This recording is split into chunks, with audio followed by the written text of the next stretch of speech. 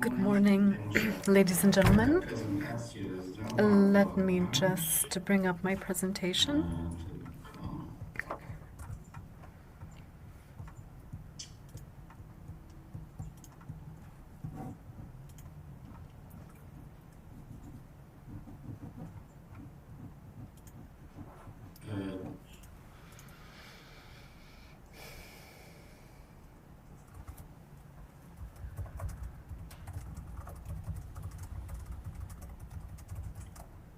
Czy moja prezentacja jest widoczna?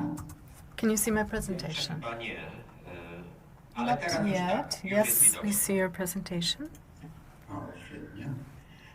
Także właśnie temat znaczenia jakości w energetyce The relevance of quality in nuclear energy in the context of standards and certification. My name is Ernest, as the chair mentioned, and I work in the Department of Security and Nuclear Safety and the head of analysis and permits. I would like to say a few words about our state atomic agency, and then I would go on to the system of quality management and quality assurance, mainly within Polish regulations. I'll go on to aspects related to norms and standards, and a short summary at the end.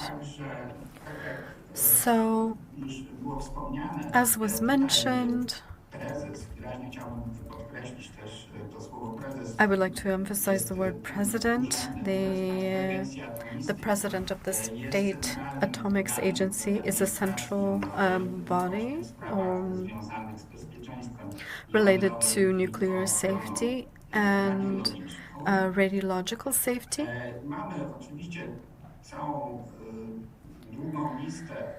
Of course, we have a long list of actions assigned to us, but from among them, the most, let's say, interesting ones, and in the aspect of nuclear energy, in the Polish nuclear power program, the president is supervising over those activities. Any issues related to potential ionization, radiation, controlling that, and supervision to the environment and human beings. So the president of the PAA issues a permit for the construction and then the operations of a nuclear power plant. And also, perhaps worthy of mention is that if the president issues a permit, that doesn't necessarily mean and is explicit to building, a permit to build the power plant. Tasks related to ensuring nuclear safety is a considerably long list, but also in the context of our program, the PNPP, in cooperation with local governments and state administration, a preparation of an opinion on radiological security, safety, and nuclear safety, to the use of nuclear energy, and elaborating acts, drafts of legal acts covered by the regulations and act and within the list of works set out by the Council of Ministers. Our structure has a pyramid structure, as is recommended and suggested by IAEA, and at the top we have our atomic law, and then the atomic law is a considerably broad document, almost 200 pages, but it does not exhaust all subject areas related to nuclear safety. And radiological protection, because the atomic law is additionally supplemented by various executive acts and government regulations. And aside from that, for our own purposes and our own needs, we also have the right to formulate procedures. These procedures we are bound by within the PAA. They are not binding to those organizations and bodies which turn to us, but the information, what our procedures look like, may be interesting for these various organizations. Speaking directly, the head of the PAA doesn't have the capacities to issue legal acts. Within the Polish nuclear power program, fulfills the role of a regulator. That means they will supervise over the security and safety of nuclear power plants, and can utilize controls, evaluate safety, issue permits, and impose penalties. Currently, within the Polish nuclear power program, we are carrying out various expertise and analysis pertaining to the legal frameworks, defining the functioning of nuclear energy. And that means mainly this pertains to consistency with our legal requirements, with the requirements and recommendations, international requirements and regulations of International Atomic Energy, Western regulators, or OECD NEA. We are cooperating with other supervisory bodies, nuclear supervisory bodies, and this is very important for us. Within such cooperation, we are acquiring competencies, obtaining a large pool of information from other nuclear supervisory bodies, and obtaining considerable knowledge how to license, how to carry out controlling activities in preparatory activities for the construction of a power plant, during the construction of a power plant, and later during its operations, including a very late stage of the decommissioning of a power plant. This is tied to the fact that we have to have a staff insured with the appropriate qualifications.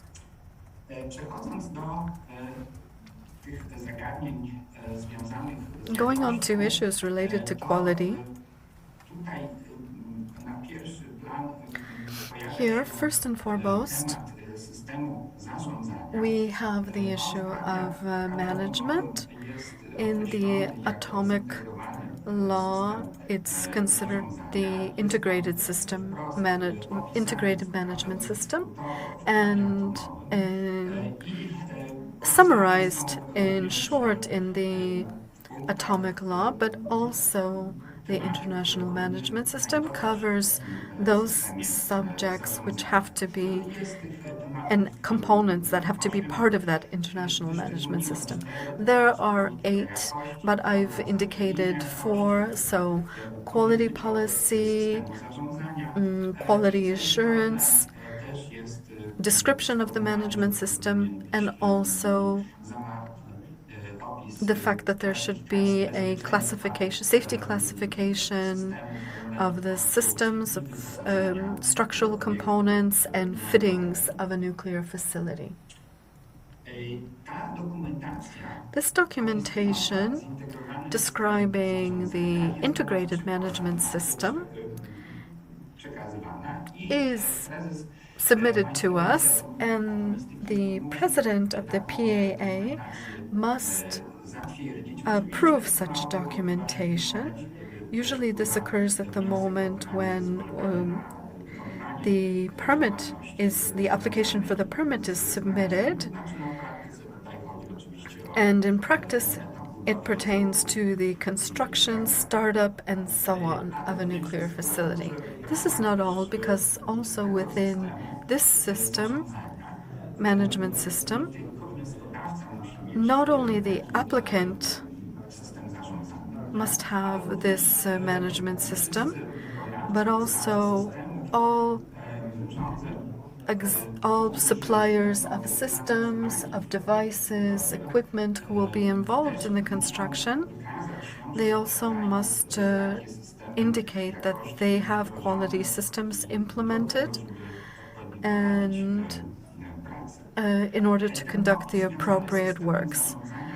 The description of the management system is not so extensive. Perhaps we will supplement this information additionally by a separate management system, but also perhaps there will be information supplemented within the atomic law. Another component which is considerably important is the classification of nuclear safety.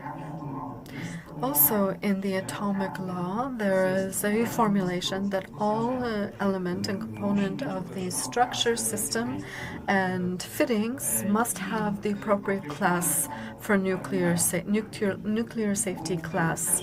And there are specific points in general what has to be taken into consideration and incorporated when defining the safety class for specific equipment. This classification must also be approved by the president of the PAA. In the atomic law, this description is also very short. I will just like to mention that in documents of the International Atomic Agency, there are separate documents extensive documents pertaining that subject matter. For us, they also serve as a certain example. In the process of evaluating nuclear safety, a partner for us and support will be the Office of Technical Supervision. This is the UDT. This is a very important partner for us. In a certain time, the Ministry of Development, in a regulation,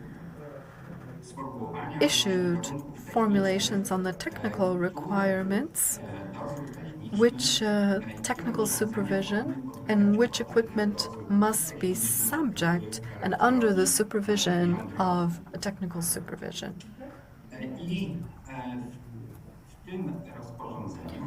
In these regulations, it turns to what's particularly paid attention to is the classification, which was discussed in the atomic law.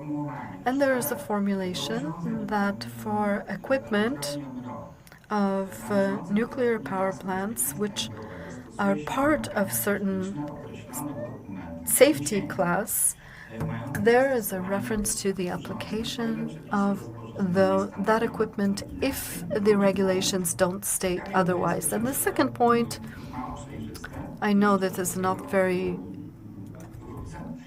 transparent and clear, for equipment for a power plant in the technical norms for specific equipment. What does that mean in practice? That means that in the case of equipment, documents of reference may be, for example,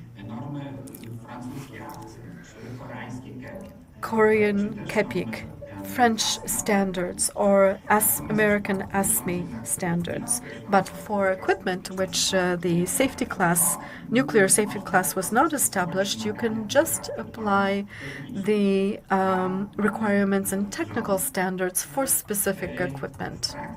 In practice, this means that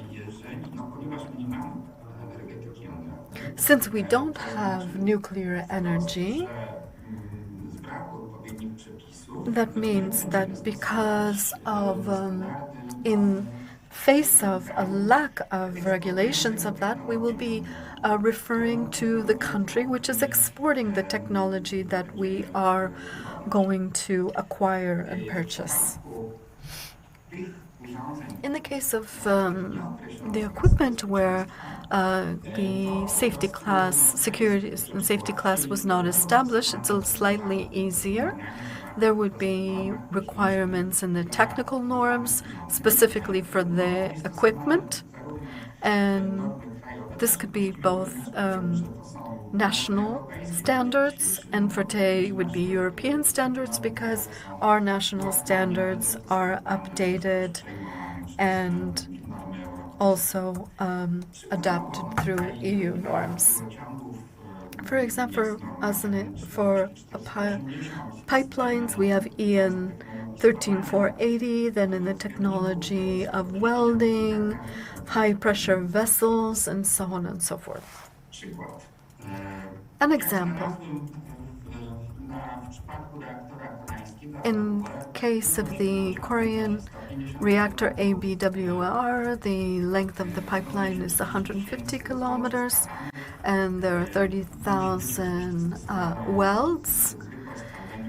Of course, appropriate austenitic non-rust steel must be applied, or carbon steel, and we can see the scope of those activities on the control of pipelines are to be carried out. So an example, if we were to apply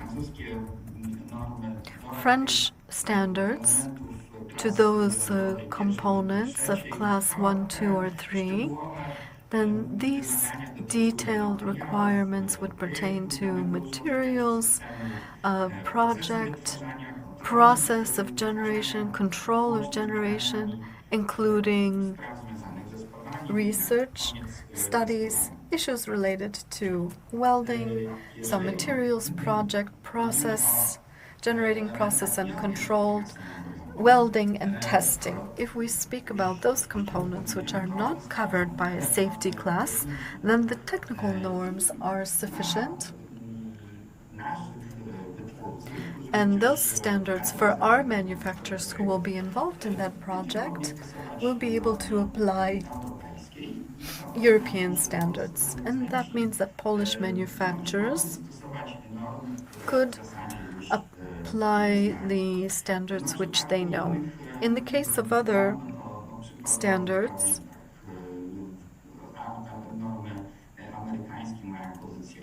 for example, American standards have a standard B3.1 pertaining to piping. In terms of supervision and control, a necessary component is to ensure quality in nuclear safety. Our controls conducted by the PAA, and we have two types of control. We can control the process of generating directly within the manufacturers. This can be both a manufacturer domestically or abroad. We don't necessarily have to conduct this control. We could employ experts or commission experts or authorized laboratories. And aside from that, we are obliged by legal regulations to check the management system of the applicant and the investor, who in their management system should have a control system of checking the quality of works by contractors and vendors and suppliers. So there's a bit of a control system in place. Summarizing, the PAA in the program, Polish Nuclear Energy Program, fulfills the role of an important role of nuclear supervision. We have to approve the system of the applicant. We also approve the classification system